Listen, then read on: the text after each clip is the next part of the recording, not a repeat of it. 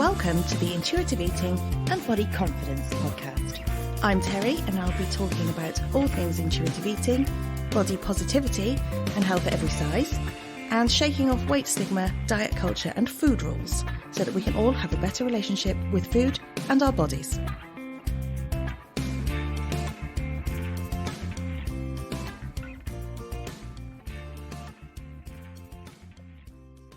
Hello, how are you? Are you sick of my voice yet? Because I talked to you for 10, 11 days straight. Did you like it though? Did you like the series? Was it good to go back to basics and approach intuitive eating as if it was brand new to you again? I hope so. I had lots of good feedback actually. I was really impressed at all the nice comments that I was getting, and I'm glad that it has helped some of you. I hope it's helped many of you. Yeah, it was good to hear that it actually has. Let me tell you something that happened to me. You are not going to believe it. Or at least I hope you're as gobsmacked as I was. I went away to a pool tournament, right? And they do food at this venue that we were at. I knew what I was going to have because I've been there before, and they do the most glorious chicken nuggets. Really nice bits of chicken, like proper chicken, not just reformed meat, really, really cheap, fake chicken nuggets. Anyway, these nuggets are amazing. They are in a really nice batter, and I've had them before. I had them with some chips, and they're big, chunky chips, really, really nice chips. I was really looking forward to that. So the day comes and we're playing some pool. It's a busy day. There's a lot of pool going on. These tournaments usually are. They're a full-on day. The afternoon came and I decided now was the time to eat. I was hungry. Went to the bar, ordered my food. Now, let me start by saying the system is not brilliant there. I didn't have a problem with it last time. This time, however, slightly different. So you order your food and they go, no problem, thanks.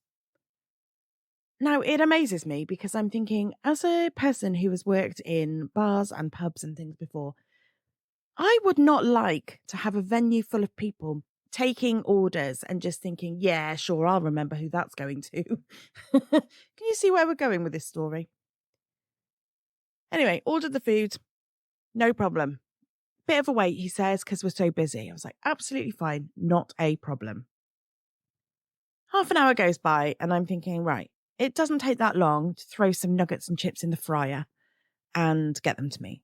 So I thought I'll just give it another few minutes. Another 15 minutes went by, so we're at 45 minutes now. And I thought, no, I'm going to go and find out where they are. So I went to the bar and I said, hello, just wondering, how much longer is my food going to be, please? Because it's been 45 minutes. And he said, it's okay. We've got a bit of a backlog, but it's on its way. Brilliant, I said. Thank you very much. And off I went. Another 10 minutes went by and I thought, my food is not here. Meanwhile, I'm seeing lots of food coming out, backwards and forwards. So I went back to the bar and I said, hi, me again.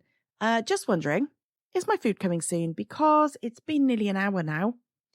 And I know that there's lots of chicken nuggets and chips coming out of that kitchen. He said, yes, just another few minutes. It's on its way. I gave it another 10 minutes and then I went back. I was like, hi, me again. Don't mean to nag. Yes, I do. Don't mean to nag, but where is my food, please? And I'm never rude to people. I was just like, come on, dude. It's been a long time now.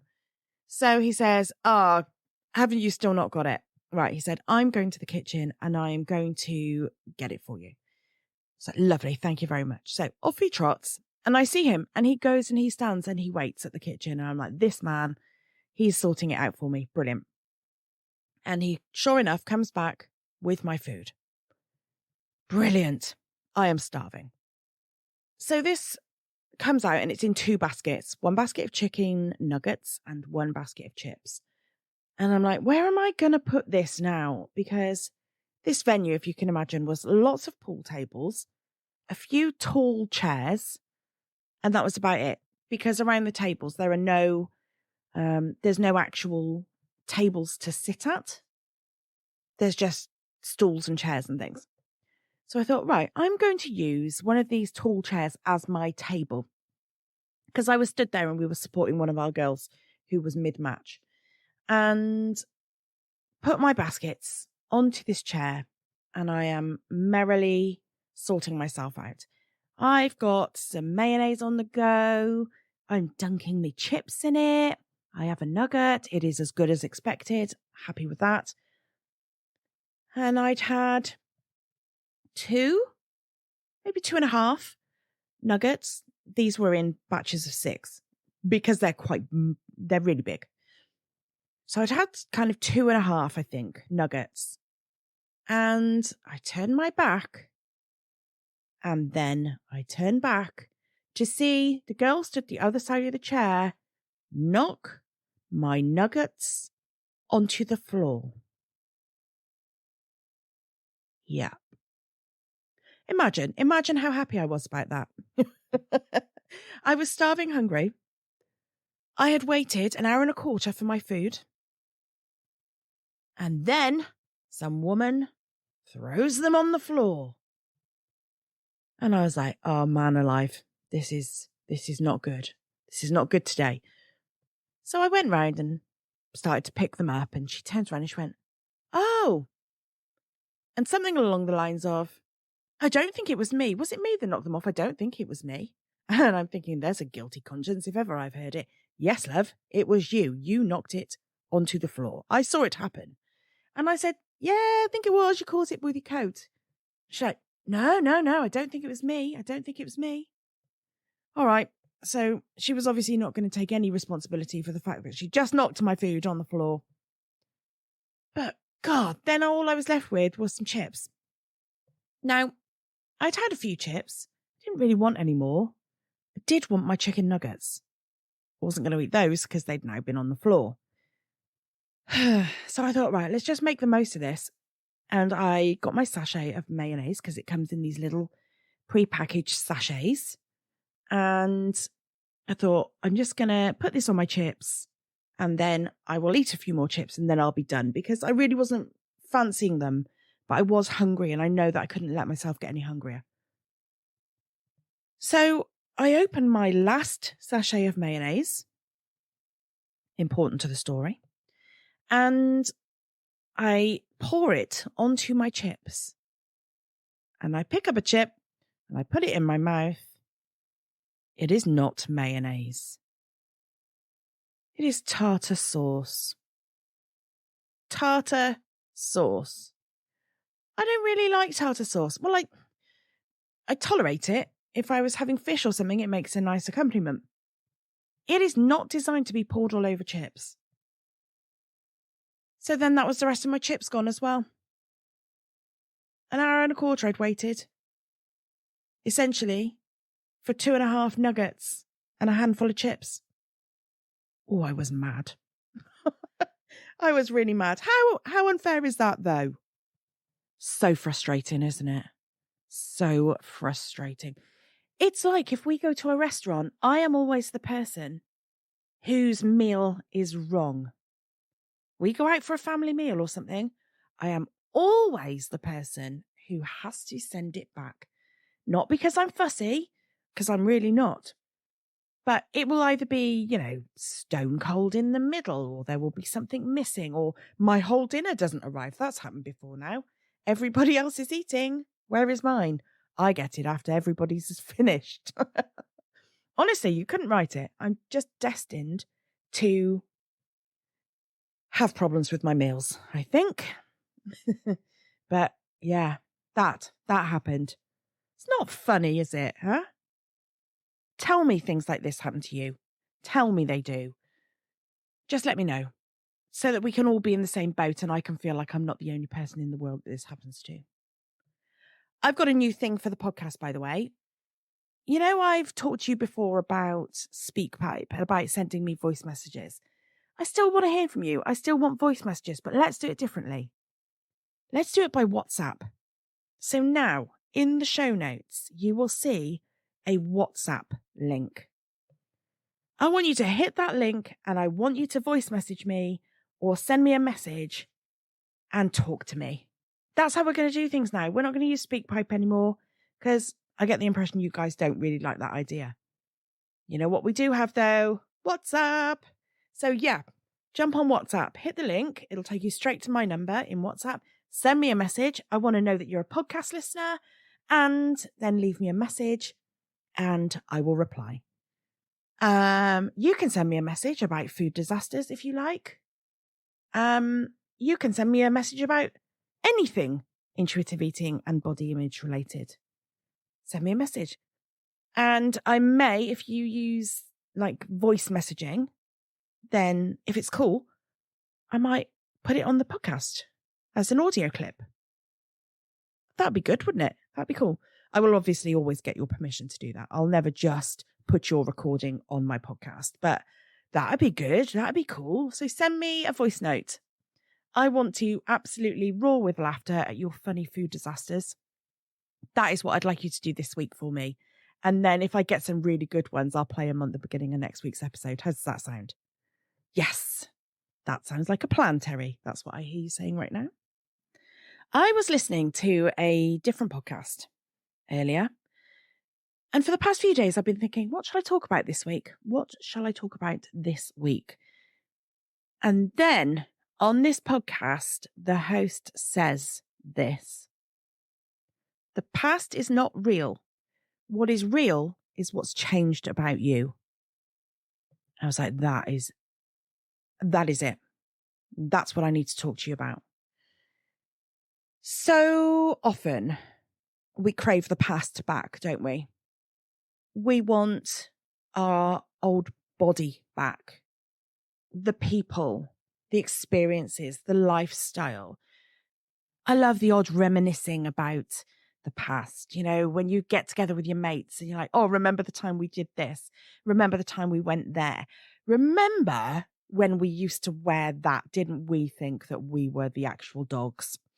And then you look back and you laugh because you're like, that is ridiculous. I would never go out wearing stuff like that now.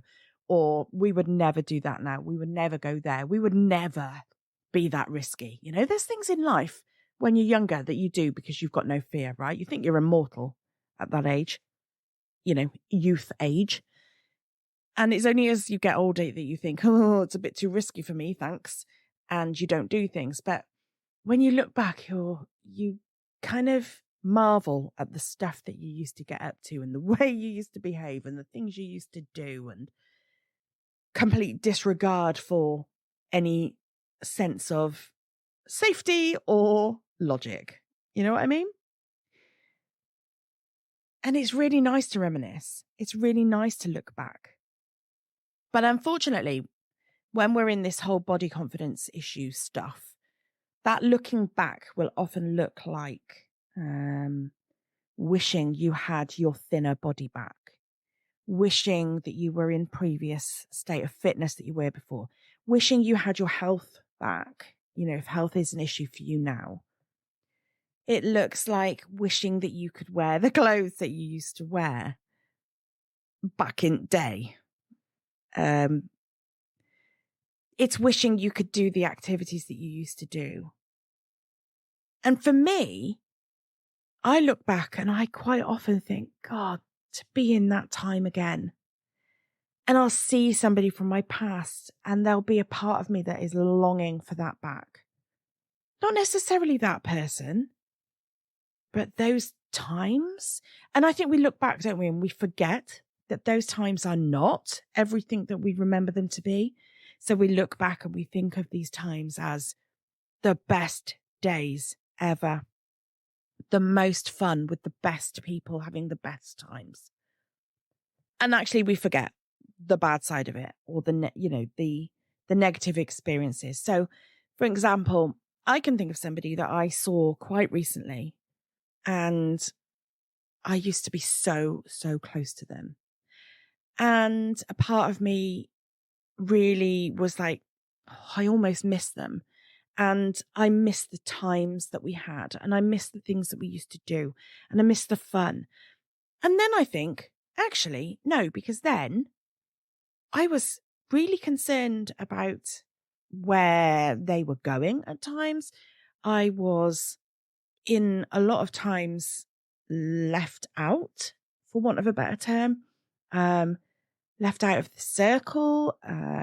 We had some experiences at that time that were far from positive, and I'm not going to go into details about it because it's irrelevant for this, for what we're talking about. The detail of it doesn't matter, but we look back and we want the things that we used to have. And we do it all through rose-tinted glasses. We forget the downside of it.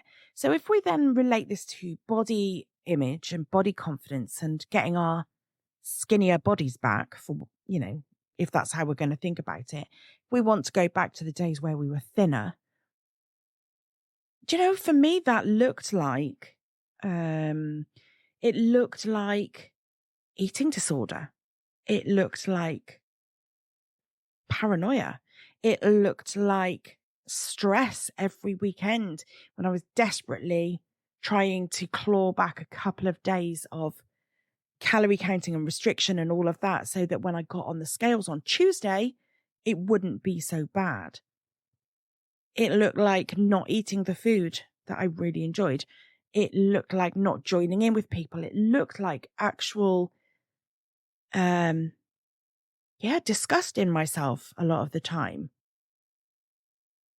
But right in the moment when I'm thinking, oh, I want my thin body back. Do I? Do I really? Because do I want all the things that come with that? Because I can't have one without the other. I can't have my thin body without having all of those issues back. I just can't. So do I actually want it back or not? We do it with lifestyle as well. So I use my fitness as an example here. I used to be a massive gym goer.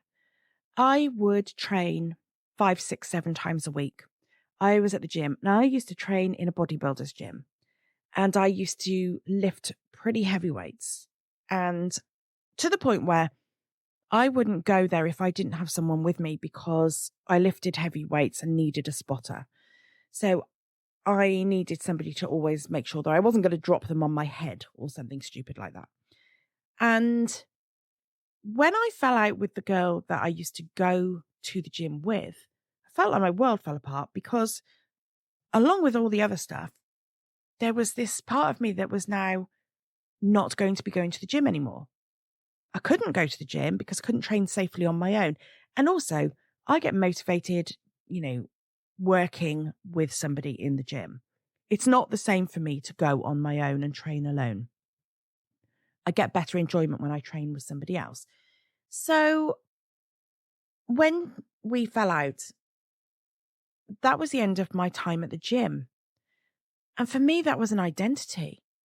I was going to the gym. I was fit. I was strong. I wasn't the thinnest person in the world, but I was relatively normal size, I guess. And that was a large part of my life. That's what I did. That's what a lot of people knew that I did. And from there, I found my love of pole dancing. If you're a long-term listener to this podcast, you'll hear that I was a pole dancer. And that became my new thing.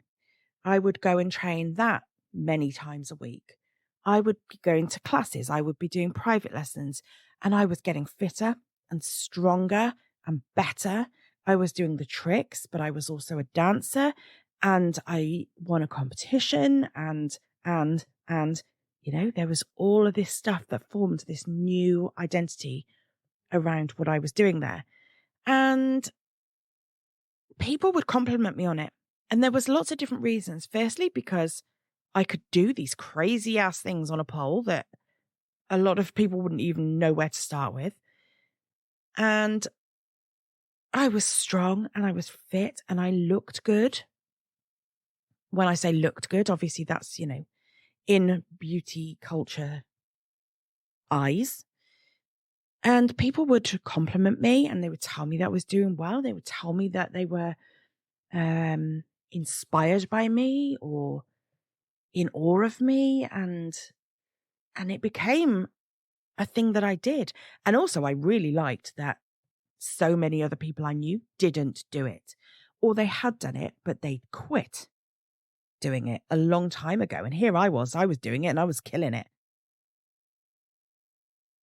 And then COVID hit, and that wasn't me anymore, because I came to this point in life where I find intuitive eating. COVID was happening, so we couldn't go into the studios and things like that. I couldn't do it on my own. I couldn't do it at home. And I never really went back to it. I tried a couple of times in the times where the studio reopened, where there were times where lockdown was lifted and we were allowed to do things at a distance. I tried to go back. It just wasn't the same. And then that circle fell away from me. And then what was life? Then what was my identity? Then what did I do? And so to look back, yeah, I could go back to those things. I could go back to the gym if I wanted to. I could go back to pole dancing any day. I could go back tomorrow if I chose to. But my point is, we build this life, we build this identity around things like that. And when they're not there anymore, you can want them back. And for a lot of people, that's a body type too. And it can be really easy to want to excuse why you're not thin anymore and why your body has changed so drastically, why you're so much bigger than you used to be. And then we really want it back for lots and lots of different reasons. I won't necessarily delve into all that today, but we really, really, really want it back.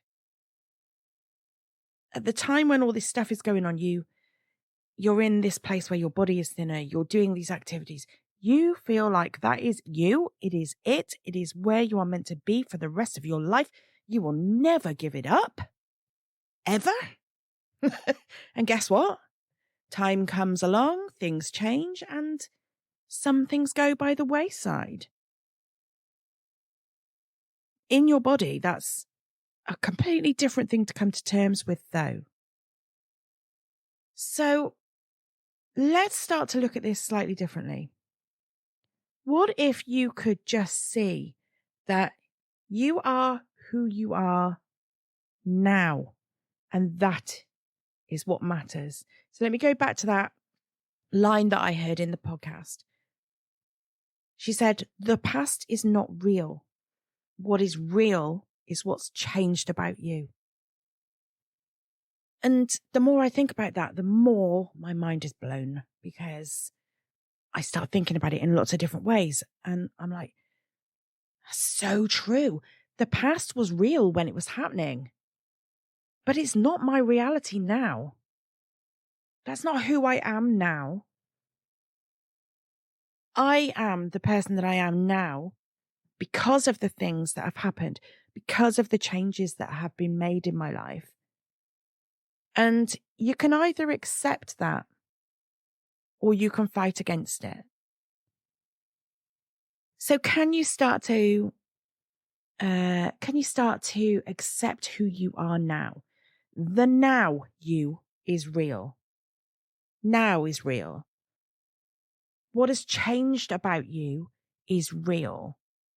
The way you've evolved over time, the way you've become the person you have become, that's all real. The past isn't real anymore because the past happened and now it's gone. And in this podcast, it was explained like this, right? This is a nice little analogy. Phone upgrades. So when you buy a phone, when you have a new phone, it was described in terms of the latest iPhone. I don't even know what model we're on now. Let's just say we're on 12. I'm not an iPhone user, guys. It's not my fault. I am Android through and through. But let's talk in terms of iPhones. So say we're on iPhone 12 now. At what point in time are you ever going to go, do you know what? I really miss the iPhone 5. I really wish I still had that phone. I don't want what I've got now. It is developed. It has evolved. It is smarter. It is more informed. It is better at processing things, but I don't want that. No. I want my own phone. Blah, blah, blah. There it is for today's episode. Thank you. I just want my iPhone 5 back. Thank you. We don't think like that. We like the software upgrades. We like the new things. We like the development. We like the evolution of these things. Same with human evolution. Are we actually ever going, oh, do you know what? I really wish we were back in caveman times. Really wish we were still living in caves, drawing pictures in walls, sending guys out with spears to catch a cow or something. I really wish life was like that again. Do we want that? Or do we want the life we've got now with the knowledge, the skills, the technology that we've got now? All right, some of these things are obviously coming with their problems. Nothing is without fault. But if you compare past humans to current humans, I'm sure you'd agree that we're probably better off as current humans, yes? Same with clothes styles, right? I know clothes have a kind of cyclical thing going on, don't they? We go through phases. Let's look at jeans, for example. They will go from being bootcut to flares to kind of mom jeans style from the 80s, back into bootcut from the 90s, skater boy kind of jeans, then maybe back to the 70s, skinny jeans came and went. These things keep moving. These things keep changing. We couldn't possibly stay in the same style of clothes. Well, we could. We could stay in the same style of clothes if we wanted to. There's nothing to stop us doing that. But if we walked around wearing the clothes we wore in the, 40s, 50s, we might catch some eyes as we walk down the street. That's not necessarily a bad thing, but as a society, we're not wearing the same clothes that we wore back then. If we wore all the luminous neon clothes that we wore in the 80s, and I'm thinking, Madonna here with her fishnet gloves and her bright necklaces and her crazy blue eyeshadow and her hair scraped up on top of her head, all backcombed and crimped. Remember crimpers? They were fun. We don't walk around looking like that now because we've just changed and evolved and we found a different style. This is what it's like to be a person evolving through life. And with that, really does have to come changes in our body. We do not have the same body that we have when we're in our late teens as in our mid-40s where I am now. We just don't. I'd look pretty daft if I was still walking around in my 18-year-old body at 45 years old. That's just not the way things are meant to be. They're just not meant to be that way. I'm a firm believer in everything for a reason, a season, or a lifetime. Sometimes we have experiences that are here for a reason. They're here to teach us something. They're here to show us a different way. They're here to guide us, that sort of thing. Some things are here for a season. Fashion. iPhone models. Body trends. You see the body trends, the body changes across the years. And you see the body shapes and styles change. There was the wafer thin of the early 90s. There was voluptuous, fuller-bodied women in the Victorian times. Right now we are, I don't know, what did my daughter describe it as? Thin, thick, or something like that? I don't know. I can't remember. I'm not down with kids. But body changes, body styles change over time. They just do. We can't cling on to everything we used to be, because if we did that, we would never develop as people. And some things are here for a lifetime. Some people are in our lives for a lifetime. Some learning is here for a lifetime. Maybe a job role. Maybe you found a job that is your lifelong mission. This is what you were born to do. Yes. A reason, a season, or a lifetime for everything. Body types are rarely a lifetime. Rare. I mean, there'd be the exceptions, obviously, but rarely a lifetime. A better way to think of this would be, what happened and what am I holding on to and what can I take from it?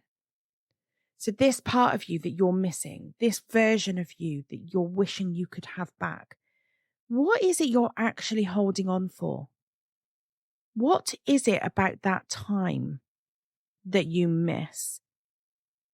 What is it about being thin that you actually miss? Because I'm willing to bet, thinking about it, that it's not the actual body that you miss. Maybe people found you attractive then and you miss that attention. Maybe you don't find it so easy to dress yourself now and find clothes that suit you or find clothes that fit you. You know, I'm not going to pretend that it's easy to live in a bigger body because it's not. Are you missing the availability of the clothes? Are you missing being able to dress a certain way in a certain style? Are you missing being accepted by a certain group of people? I don't know what that is for you, but I think that your desire to be thin again is not because it made you a better person, not because you are a better person in that body. An attachment, I think it is, an attachment to something at that time. So can we move on? Can you move on? I get it. I get that there's grief and sadness and real longing for it. But what if you could detach yourself from that and move forward? If you had that back, it wouldn't be the same. If I had back those people from the late 90s, mid 90s that I saw not so long back and kind of missed being around, if I had those people back in my life, it wouldn't be the same because they're doing things with their lives that I have no interest in. They would have no interest in what I was doing. To have them back, to be a part of those circles again, life would not be what I'm reminiscing of. If I was the same body type as I was when I was thinner, it would not be the same now. I, yes, would have the dieting back in my life, the restriction, probably the eating disorder, the misery, the unhappiness, the dissatisfaction with myself. I would still have all that back. I would have that back without a doubt. I would have the negative stuff back. But my body as an older woman now, older woman than I was when I had that thinner body type, I'm not going to have the same experiences in that body now. I'm not going to live in that body, in that thinner body now, in the same way that I would in my 20s. That's for sure. I would not be doing the same activities. I would not be training in the same way. For me now, I love a more gentle exercise. I really love the feeling of stretching and things like yoga and things that make me feel energized and flexible and strong. And that's different to going and killing myself in a gym. Now, don't get me wrong, I loved the gym, and I know if I went back there, I would still love it. I would love it. But it would be different. It wouldn't be what I'm reminiscing about. And if I was in that thinner body again, what am I going to wear? I don't know what my style is anymore in that size body. I'm not going to go back and wear the clothes that I was wearing in my early 20s. So then I'm still faced with the dilemma of, what do I wear? I don't know what suits me. What do I wear? I wouldn't have a clue where to start. I guess I'd go back to I'd be back in my jeans and jumper. But you know what I mean? It would not be the same experience to go back and put yourself back into the body that you're missing. Your relationships, your intimate relationships, for example, they would not be the same now. I approached that sort of thing very differently in my 20s to the way I approach it now. That's not because of my body type. That's because as you go through life, let's not get into too much detail here, but early 20s, reasonably inexperienced in those ways. And as you go through life and you settle into long-term relationship, I've been with my husband a long time, things develop, right? Develop and change.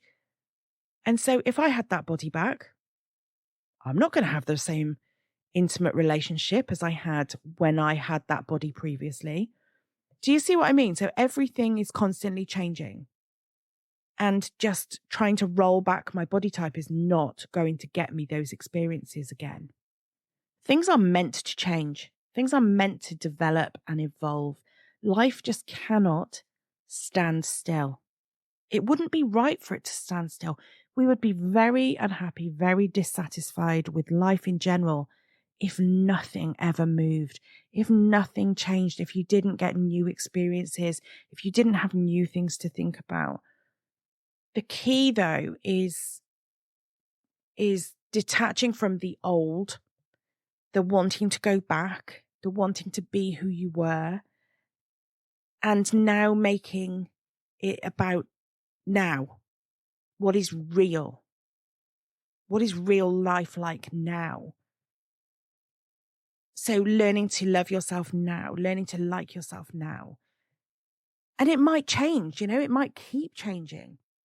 The thing that you are experiencing now is one day going to be the past.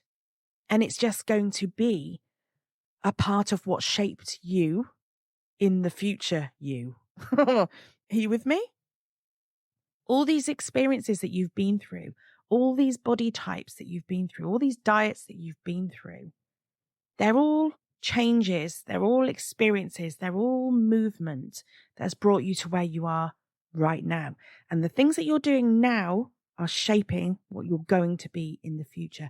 But the only thing that we can ever know is that where you are now is what matters, and where you are now is what's real and important. You're now built on everything that you've experienced in your past. Bit by bit, you're shaping. So surrender to those changes. What if you could just embrace this flux, this flow? What if you could embrace those changes? What if you could let life happen for you?